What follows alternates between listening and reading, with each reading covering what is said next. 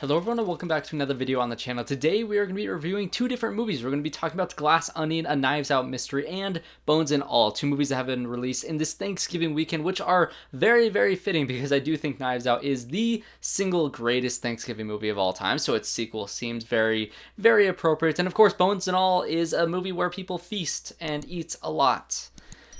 And they just are eating humans, but still they're eating. And so these are actually not going to be spoiler reviews. Normally I do spoiler reviews for all of my videos, but I'm going to hold off, especially for Glass Onion, because for one, I want you guys to experience all the fun surprises in this movie, but also it's doing a very limited 1 week run in theaters before it's released on Christmas, essentially, on Netflix. So it's going to be a while before most people can see this movie, and I don't want to ruin the twists and turns in that film. So we're going to be talking about Glass Onion first, because this is the one that I'm most excited to talk about. Now, I will preface this by saying that Knives Out is on my Letterboxd top 4 favorite movies of all time. Knives Out is probably my favorite script of all time. I think that Rian Johnson's writing in all of his movies, for the most part, are all very, very strong, especially in these Knives Out movies. I think they are airtight, they are very clever, and they're very inventive, and they really do flip the whodunit genre on its head, and it does something original and new while also being faithful to the genre in fun and new ways. And I do think that Glass Onion is yet again another really,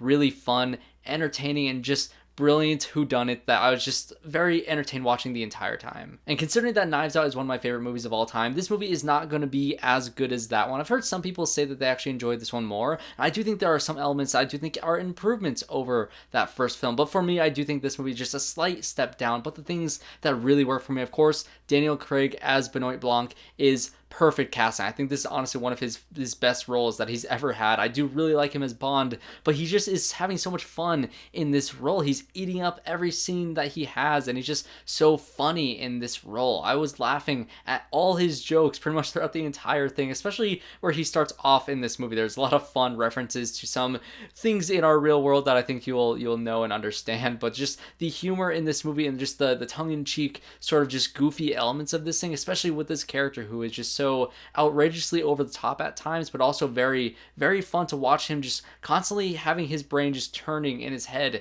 just constantly looking at everything around you, and it makes you want to look at everything around you to try to solve this mystery. But of course you're not going to get it because this movie is going to be clever than you. If you predict some elements of this movie, I'll be surprised. I did kind of know a little bit of certain reveals at the end, but I didn't know the how, and I think that is the more important part of a whodunit. And I will say that one element that I do think is an actual improvement over that first film is the ensemble at large. I do love the cast of that first movie. Just look at all of these great actors right back there. Everybody is so great in the first one, but I will say that that first movie focused on a few key players, being Ana de Armas, of course, you had Chris Evans, and then Daniel Craig. It really did focus on those three characters, and everybody else was just kind of there still. They all had different motives that could have been them, but with the way that that movie functioned, it really just honed in on those characters and just kind of stayed with them the entire time. With Glass Onion, this truly is an ensemble piece. Every single character in this movie has something important to do, an important role to play in what is going on in this mystery, and I think all these characters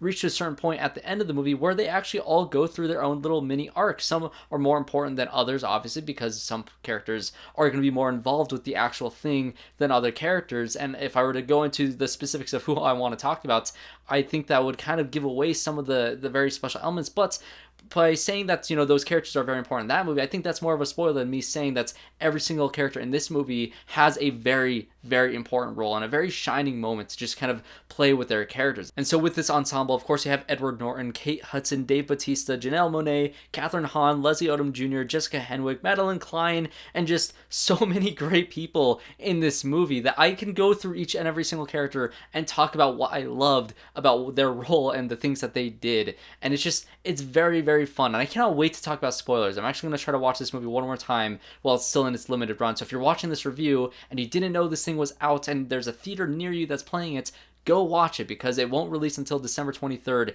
on Netflix. And of course, watching this with a crowd, because I watched it with a near sold out crowd, you know, in the theater near my house, I love the experience of it, like laughing at the jokes, gasping at the surprises in this movie with a theatrical experience. And I really hope that Netflix keeps on releasing these in theaters and knowing that, you know, this is going to be successful for them, just not to have their movies thrown on their streaming platform, but to have a theatrical run, even if it is limited like this. I do want to see Knives Out 3 and 4 and 5, or however however many Knives Out movies that Rian Johnson's going to do. I want to see them all in theaters. And the last thing that I want to praise about this movie is, of course, that screenplay. Again, like I said, the first one has one of my favorite scripts of all time, and I think this one, especially on second watch, which is why I want to see this movie again for a second time, is because there's so many things that you can gain from a second viewing of this movie, even more so than other whodunits or murder mysteries that I've seen this year, like Death on the Nile or Bodies, Bodies, Bodies. I think this one, you get even more things on second watch, especially with how this movie starts and sets up. It takes a while to see where this movie is going, and then when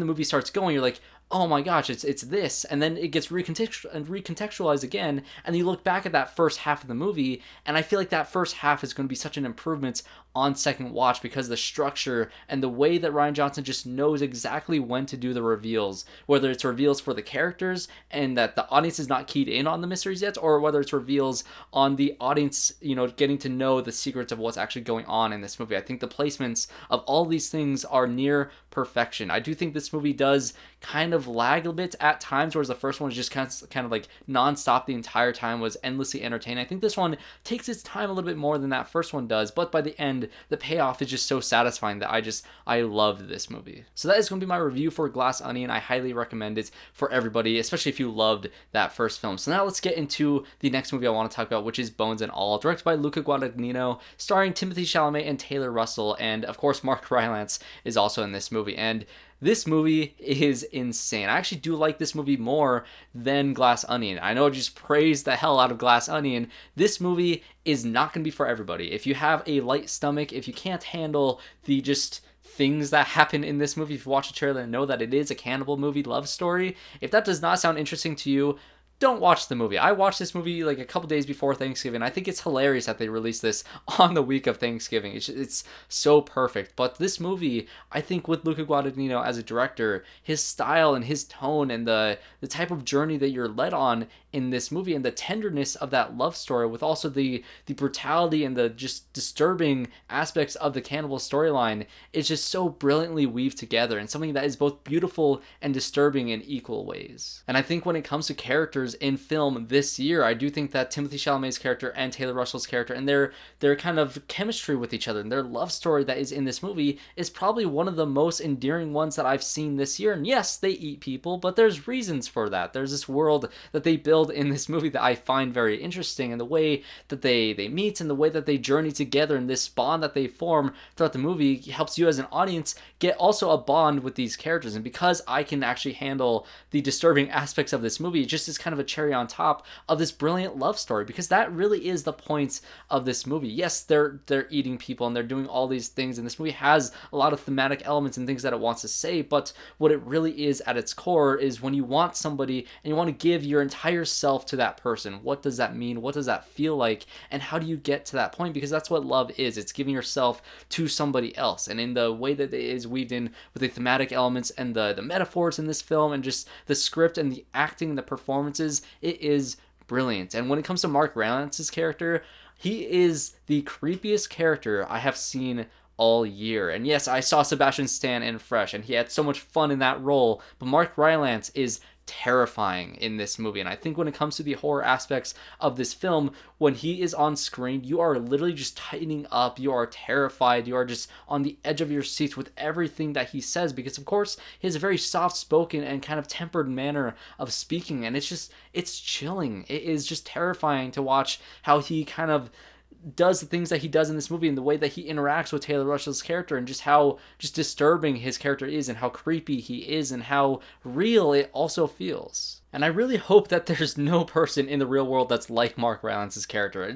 Maybe that's the optimist in me, but I'd like to think that this is very kind of unrealistic in that way, yet it feels real because of Luca Guadagnino's direction and the style and the tone of this film and the cinematography, and how invested you are and how just riveted you are by the direction and by this story, that you're just kind of enwrapped in it and you just accept this world for how it is and these characters for how they are, and just the need and the hunger that they have for human flesh. It's a very interesting story, and the way that it weaves these plot elements to the character moments and just how it ends. Especially, I loved the ending. It is one of the most heartbreaking yet touching and just terrifyingly gross yet kind of sweet scenes I've ever seen this year in movies. This is easily in my top probably 5 movies of the year. I loved Bones and All. I really highly recommend it to people who are as messed up as I am, because this is a tough movie to watch at times, but maybe I've been watching too much Walking Dead. I can deal with some people eating other people and just kind of feeling bad for it, but also they need to. So it's a Thanksgiving movie. It's also a fun thing. Just make sure you eat beforehand and you just kind of leave your hunger away for afterwards. So those are going to be my reviews for Glass Onion, A Knives Out Mystery, and Bones and All. I really love both of these films, and I really am curious to hear your guys' thoughts on both of these films as well. So definitely comment down below if you watched Bones and All, and if you watched the sneak previews, the limited run of Glass Onion. Just don't spoil anything in the comments down below, because I really hope you guys check it out when it does come out on Netflix. And I will have a spoiler review, so like I said, subscribe to the channel to see more reviews just like this one, and to see that spoiler review when I have that uploaded when this does drop on Netflix. So thanks everybody for watching. Make sure you guys subscribe, leave a like, comment down below, do all of those things, and I hope to see you all in my next one.